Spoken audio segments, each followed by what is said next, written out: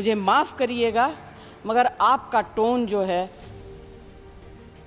Is not accept. We are colleagues sir. उपराष्ट्रपति और राज्यसभा के सभापति जगदीप धनखड़ को उनके पद से हटाने के लिए विपक्ष ने जिस प्रस्ताव को लाने की तैयारी कर ली है, क्या वो प्रस्ताव कामयाब हो पाएगा?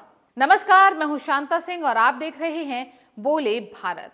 उपराष्ट्रपति और राज्यसभा के सभापति जगदीप धनखड़ को उनके पद से हटाने के लिए विपक्ष ने जिस प्रस्ताव को लाने की तैयारी कर ली है, क्या वो प्रस्ताव कामयाब हो पाएगा? जो इतिहास में अब तक कभी नहीं हुआ है, वो पहली बार भारतीय संसद के इतिहास में होने जा रहा है। विपक्ष उपराष्ट्रपति को हटाने की कोशिश में जुट गया है और इसके पीछे समाजवादी पार्टी की सांसद और फिल्म अभिनेत्री जया बच्चन के साथ उनकी झड़प ही असली वजह है, या फिर ये तात्कालिक कारण है क्योंकि असली कारण तो बहुत दिनों से पक रहे थे? इन सारे सवालों का जवाब तलाशने से पहले जया अमिताभ बच्चन प्रकरण पर नजर डाल लेते हैं। 9 अगस्त को मॉनसून सत्र का आखिरी दिन था। राज्यसभा की कार्यवाही चल रही थी।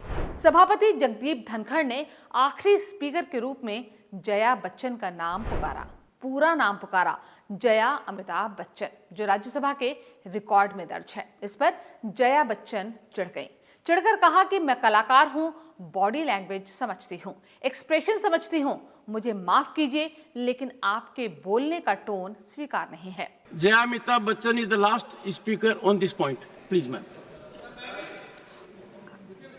सर, मैं जया अमिताभ बच्चन ये बोलना चाहती हूँ, मैं कलाकार हूँ, बॉडी लैंग्वेज समझती हूँ, एक्सप्रेशन समझती हूँ। और सर, मुझे माफ करिएगा मगर आपका टोन जो है is not accept. We are colleagues sir, you may be sitting on the chair. Jaya Bachchan उखड़ी तो धनखड़ नाराज हो गए। उन्होंने भी बहुत कुछ कहा, बहुत कुछ हंगामा विपक्ष की तरफ से भी हो रहा था। विपक्षी सांसद दादागिरी नहीं चलेगी के नारे लगा रहे थे। विपक्ष ने आखिरकार बॉयकॉट कर दिया। इसके बाद जया बच्चन सदन से बाहर निकली तो समूचा विपक्ष उनके साथ था।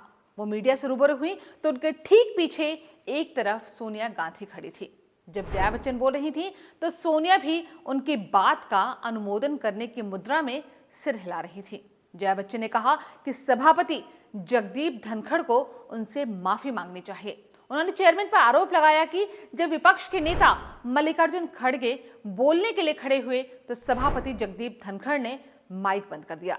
वे हर बार असंसदीय शब्दों का इस्तेमाल करते हैं। उन्होंने कहा कि आपके सेलिब्रिटी होने से मुझे परवाह नहीं है, मैं उनसे परवाह करने के लिए नहीं कह रही हूं, मुझे माफी चाहिए। उसी कड़ी में जया बच्चन ने यह भी कहा कि वो सदन में चेयरमैन हैं, बाहर आम एमपी की तरह हैं, वो हमारे अन्नदाता तो है नहीं।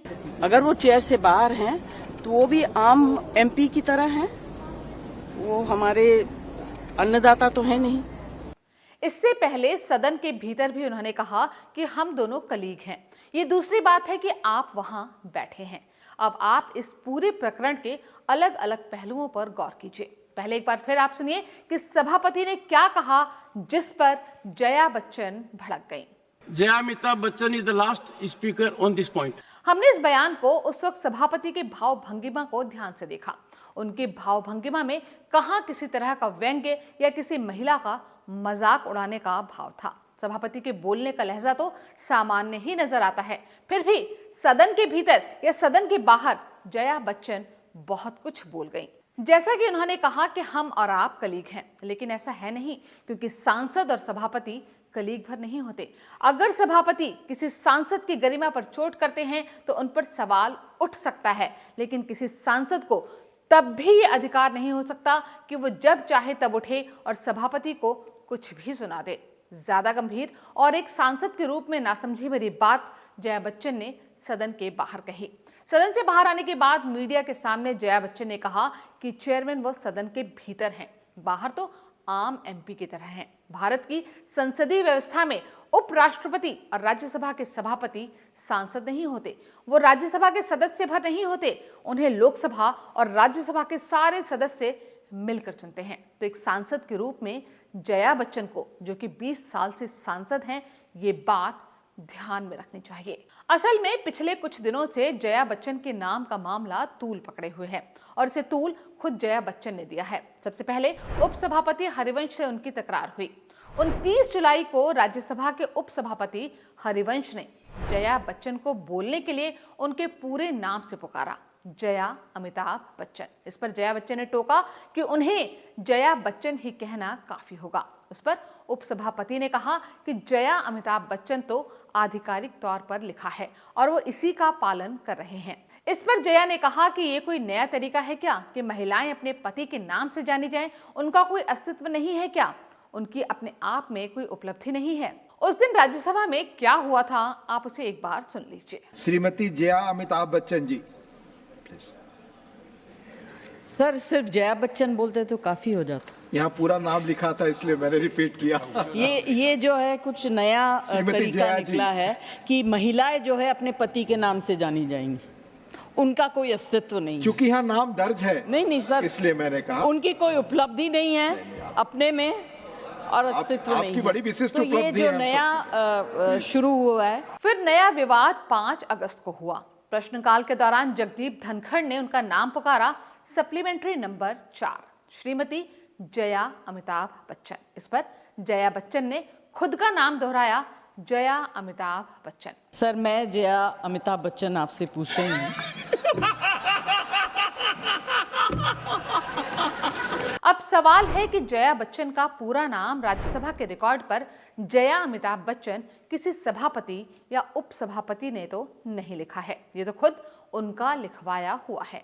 वो 20 साल से सांसद हैं, लेकिन अब अचानक अमिताभ पर उन्हें मातृशक्ति और महिला सशक्तिकरण याद आने लगा है। उन्हें चेयरमैन जगदीप धनखड़ ने कहा भी कि अगर आपको नाम पर आपत्ति है तो नाम बदलवा लीजिए। इस पर उन्होंने कहा कि नहीं, उन्हें अपने पति पर गर्व है। उन्होंने अमिताभ का मतलब भी बताया कि जिसकी आभा अमिट हो वो अमिताभ हैं। जया बच्चन को अपनी शादी, अपने पति पर गर्व है। उनके पति गर्व के योग्य हैं भी, वो सदी के महानायक हैं। लेकिन इस व्यक्तिगत रिश्ते को बीच सदन में जया बच्चन ही ले आईं। इस देश में महिलाओं का अपने नाम में पति का नाम जोड़ने की परंपरा रही है। बहुत सारी महिलाएं शादी के बाद अपने पति का नाम या सरनेम जोड़ लेती हैं। आजादी की लड़ाई में अहम भूमिका निभाने वाली सरोजनी नायडू मूल रूप से बंगाली थी, जिनके पिता का नाम अघोरनाथ चट्टोपाध्याय था। लेकिन नायडू से शादी की तो चट्टोपाध्याय टाइटल हटाकर नायडू कर लिया। गुजरात में पुरुषों में अपने पिता का नाम जोड़ने का चलन है। राष्ट्रपिता महात्मा गांधी का पूरा नाम मोहनदास करमचंद गांधी था, जिसमें करमचंद तो उनके पिता का नाम था। वो सहज भाव से पूरा नाम लिखते थे। वहीं प्रधानमंत्री नरेंद्र मोदी का भी पूरा नाम नरेंद्र दामोदर दास मोदी है। बॉलीवुड में फिल्म निर्देशक संजय लीला भंसाली ने अपनी मां का नाम लीला अपने नाम में जोड़ रखा है। ये व्यक्तिगत भावनाएं हैं। दूसरे के साथ नाम साझा करना किसी की व्यक्तिगत पसंद या नापसंदगी हो सकती है। फिल्म शोले में अमिताभ बच्चन और धर्मेंद्र ने साथ काम किया था। धर्मेंद्र की पत्नी हेमा मालिनी लोकसभा के सदस्य हैं और अमिताभ बच्चन की पत्नी जया बच्चन राज्यसभा में। हेमा मालिनी ने शादी के बाद अपना नाम तो नहीं बदला, वो हेमा मालिनी धर्मेंद्र देओल नहीं बनी, वो हेमा मालिनी हैं तो हैं। अगर जया अमिताभ बच्चन ने अपना नाम सिर्फ जया बच्चन ही रिकॉर्ड पर रखा होता तो कौन उनका नाम जया अमिताभ बच्चन पुकारता? फिर अगर वो बच्चन ना लगाकर शादी से पहले उनका जो सरनेम था वही लगाती और वो जया भादुड़ी ही रहती तो कौन इस पर सवाल उठाता? वो कोई विपन्न भारत की बेबस महिला नहीं है। वो 60 के दशक में ही बॉलीवुड की नामचीन अभिनेत्री बन चुकी थी। अपने हक के लिए वो लड़ना जानती हैं। उनमें एक जुझारू महिला वास करती है, एक दृढ़ता है। उनके बारे में मशहूर है कि उन्होंने एक शालीन लेकिन दृढ़ता पूर्वक वाक्य से अमिताभ बच्चन और रेखा के बीच रिश्तों की अटकलों पर पूर्ण विराम लगा दिया था। दरअसल जब अमिताभ और रेखा के संबंधों पर बॉलीवुड की पत्रिकाओं से लेकर गॉसिप बाजार तक गर्म था, उसी दौरान एक दिन जया बच्चन ने रेखा को अपने घर खाने पर बुलाया। अमिताभ उस वक्त कहीं शूटिंग पर थे। रेखा पहुंची तो जया ने जमकर रेखा की आवभगत की, खूब बातें की। रेखा के मन में एक खटका था कि कहीं जया कुछ ऊट पटांग ना बोल दे, लेकिन जया ने कुछ नहीं कहा। आखिर में जब जया रेखा को छोड़ने के लिए बाहर गई तो उन्होंने रेखा से एक ही वाक्य कहा, रेखा चाहे कुछ भी हो जाए मैं अमित को नहीं छोड़ूंगी। बस ये वाक्य उनके परिवार को रिश्ते को बचाए रखने और बनाए रखने के लिए काफी साबित हुआ। लेकिन उसे बॉलीवुड से लेकर राजनीति की दुनिया तक जया बच्चन अपने बयानों से विवाद भी पैदा करती रही हैं। बातें राजनीति की हो रही हैं तो हमने कुछ दिनों पहले ही आपके लिए एक वीडियो बनाया था जिसमें गांधी और बच्चन परिवार के रिश्तों पर विस्तार से जानकारी थी। एक बार फिर आप इस वीडियो को देख सकते हैं जिसमें उनके पारिवारिक और राजनीतिक संबंधों का विश्लेषण है। उसका लिंक कमेंट बॉक्स में दिया गया है। फिर भी आज चर्चा हो रही है तो कमाल देखिए कि जिस गांधी परिवार से अमिताभ बच्चन की पिछले 20 साल से दूरियां जग जाहिर हैं, वो अब मोदी विरोध के नाम पर एक साथ दिखने लगे हैं। कुछ दिनों पहले ही जया और सोनिया घुल मिल कर बात करती देखी गई थी और चेयरमैन वाले मामले में जब जया मीडिया से रूबरू हुई तो उनके साथ सोनिया गांधी ही मौजूद थी। यूं ही नहीं कहा जाता कि राजनीति में कोई स्थायी दोस्त या दुश्मन नहीं होता, सब अपनी सुविधा और शर्तों के गुलाम होते हैं। अब आते हैं उस मूल मुद्दे पर कि क्या जया बच्चन पर छिड़े विवाद के बहाने ही सही विपक्ष उपराष्ट्रपति और राज्यसभा के सभापति जगदीप धनखड़ को हटाने पर गंभीरता से विचार कर रहा है। फिलहाल ऐसा लग रहा है क्योंकि ऐसी खबरें मीडिया में चल रही हैं कि राज्यसभा के 87 सदस्यों ने तो फौरन ही हटाने के प्रस्ताव पर हस्ताक्षर कर दिए। ये संख्या बढ़ भी सकती है, फिर भी उपराष्ट्रपति को हटाना आसान नहीं है। अभी राज्यसभा की संख्या 225 है जिसमें बीजेपी के 86 सदस्यों समेत एनडीए के 101 सांसद हैं। दूसरी ओर इंडिया ब्लॉक के 87 सदस्य हैं।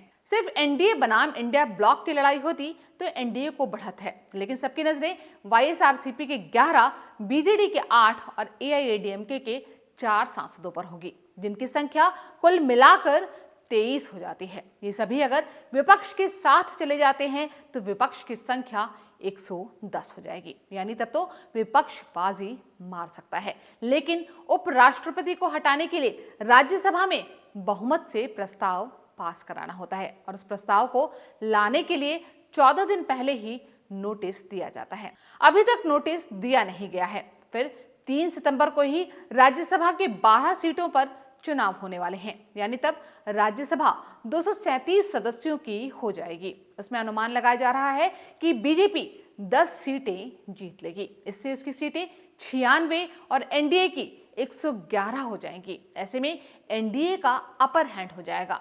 फिर राज्यसभा की अगली बैठक इस चुनाव के बाद ही होगी। इसके बाद लोकसभा में भी प्रस्ताव पास कराना होगा जहां एनडीए को स्पष्ट रूप से पूर्ण बहुमत है, यानी उपराष्ट्रपति को हटाया जाना तो संभव नहीं होगा, लेकिन सरकार और विपक्ष में तनाव जरूर बढ़ेगा। बोले भारत के इस वीडियो में फिलहाल इतना ही। अगर ये वीडियो आपको पसंद आया हो तो इसे लाइक और शेयर करना ना भूलें। हो सके तो हमारे चैनल को सब्सक्राइब भी कर लें, इससे हमें मदद मिलेगी। नमस्कार।